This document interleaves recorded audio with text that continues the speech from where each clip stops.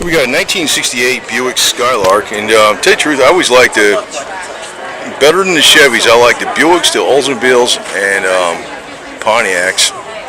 Cadillac, nah, not really, it's too complicated. But back then, every division of General Motors had like, it was separate. It was like different motor. The only thing was like, if you got familiar with a small block Chevy, you weren't familiar with the other ones too much. But they're all not that different. It's a nice color interior. It's you know, if you got black seats in the summertime on a convertible, you want lighter colored seats, but you don't want them so light that they show dirt. You know, you don't want the white seats or white oyster seats. These are like perfect color, which goes along very well with the body color. You got the matching boot on there. Yeah, the only thing is Buick and Oldsmobile and Pontiac were costing more than Chevy. I always love the back end, the way these things look, especially with convertible. Typically, you would never see these bumpers that straight. They would be, you know, usually it was like a little tap. You'd either have like a, you know, an upside down smile or something a little bit because they got bent a little bit. But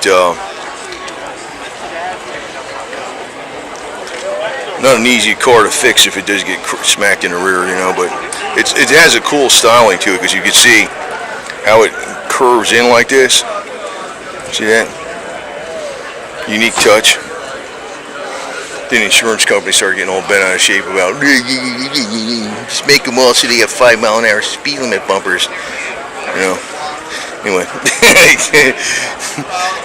the hell with the styling, right? I don't know. Just make them out of titanium or something. So titanium springs back pretty good when you smack it. And be lighter too, save weight. So, here's a true convertible. We got some leaves on the floor. That's how you know.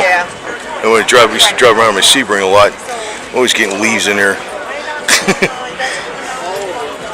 And of course, you got your vent windows. I love those. I miss those. Oh, we could save some money. We got air conditioning. We got astro ventilation. You don't need vent windows. You don't want to bet. Vent windows are way better.